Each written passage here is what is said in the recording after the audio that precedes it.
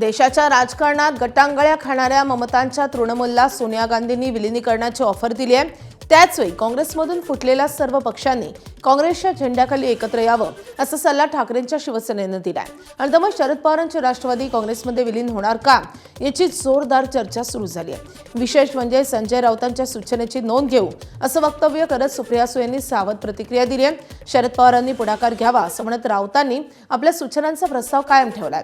त्यावर सुप्रियांची प्रतिक्रिया अतिशय बोलकी ठरली आहे। सुप्रियांनी पूर्णपणे नकारात्मक प्रतिक्रिया दिली नसल्यानं चर्चांना उधाण येत आहे। आणि त्यामुळे शरद पवारांचे राष्ट्रवादी नेमकं काय सुचवू पाहते याविषयी तर्कवितर्क लढवले जात आहेत।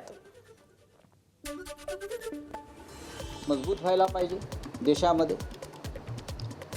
काँग्रेसमधून निघालेले जे लहान पक्ष किंवा नेते आहेत त्यांनी देशाची परिस्थिती समजून घ्यायला पाहिजे आणि त्यानुसार एक मजबूत अशी काँग्रेस, अखंड काँग्रेस एक प्रबळ पर्याय म्हणून देशामध्ये उभी राहायला पाहिजे। पवार साहेबांनी या संदर्भात पुढाकार घेतला पाहिजे। माननीय शरद पवारांनी ही जी विचारधारा किंवा भूमिका बनते एकत्र येण्याची, त्या संदर्भात जर त्यांनी नेतृत्व केलं, पुढाकार घेतला तर हा विचार खूप पुढे जाईल। राऊत साहेबांचं मत ते रोज अतिशय परखडपणे आणि देशाच्या हितासाठी मांडत असतात आणि अर्थातच एका सशक्त लोकशाहीमध्ये प्रत्येकाला आपलं मत मांडायचा अधिकार आहे। आणि संजय राऊत साहेब माझ्यासाठी एक मोठे भाऊ आहेत, त्याच्यामुळे त्यांनी जे काही सूचना दिल्या आहेत त्याची नोंद आम्ही प्रत्येक जे सूचना करतात त्याची आम्ही नोंद घेतो। पश्चिम बंगाल विधानसभा निवडणुकीतील पराभवानंतर ममता बॅनर्जींच्या तृणमूल काँग्रेस अंतर्गत बंडाळी आणि पक्षफुटीचा सामना करतोय। त्यातच ममता बॅनर्जींचे विश्वासू कल्याण बॅनर्जींनी अभिषेक बॅनर्जींवर केलेल्या आरोपांमुळे मोठी खळबळ निर्माण झाली आहे।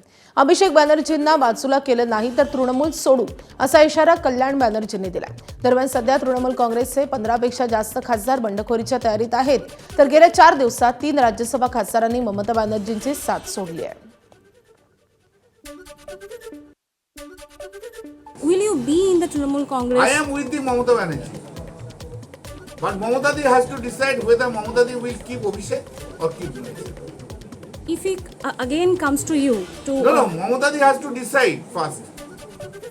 Mamata Di has to first decide that yes, she cannot move the party without Abhishek, then I will not be there.